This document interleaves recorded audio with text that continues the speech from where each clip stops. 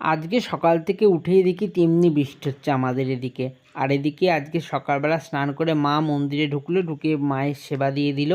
তার জন্য আমি ভাবছি কী করে খাওয়া যায় সকালবেলায়, তো ভাবলাম একটু গোলা রুটি বানাই, কারণ এই গোলা রুটিটা আমার মা মাঝে মাঝেই বানায়, সেই দেখে আমি শিখে রেখেছি, কিন্তু কোনো দিন করতে আসিনি। তো আজকে ভাবলাম করি। তো একটু ময়দা নিলাম, একটু চিনি নিলাম, লবণ নিলাম, নিয়ে গুলিয়ে নিলাম, নিয়ে তাওয়াতে সাদা তেল দিয়ে ভাজা শুরু করলাম। তো এই প্রথমবার বানাচ্ছি, কিন্তু দেখো কি সুন্দর বানাতে পারলাম। তো দেখো গোলা রুটিটা বানিয়ে নিচ্ছি। তোমরা কি কেউ এই গোলা রুটি খেয়েছো? যদি খেয়ে থাকো কমেন্ট করে কিন্তু অবশ্যই জানিও, আর যদি না খেয়ে থাকো আমার এই ভিডিও দেখে অবশ্যই বানিয়ে খেও, তোমাদের অবশ্যই ভালো লাগবে।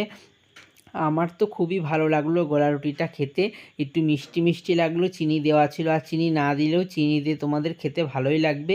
আর এদিকে আমাদের এদিকে তেমনি বৃষ্টি হচ্ছে, কদিন গরম দিয়েছে আর এখন বৃষ্টি দিয়ে একদম মানে জল জমিয়ে দিল বাড়িতে। তো দেখো, আর এদিকে আমি খেয়ে নেবো এখনই, খুব খিদে লেগে গেছে। আর গোলা রুটিটা ময়দা দিয়ে খুব সুন্দর লাগে, আর একটু তেল দিয়েও তো ভাজা ভাজা, আর খুব সুন্দর লাগছে।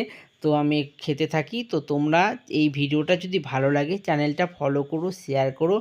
আর পরের ভিডিও নিয়ে তোমাদের সাথে আবার পরের দিন দেখা হবে। সকলে ভালো থেকো, সুস্থ থেকো। জয় মা।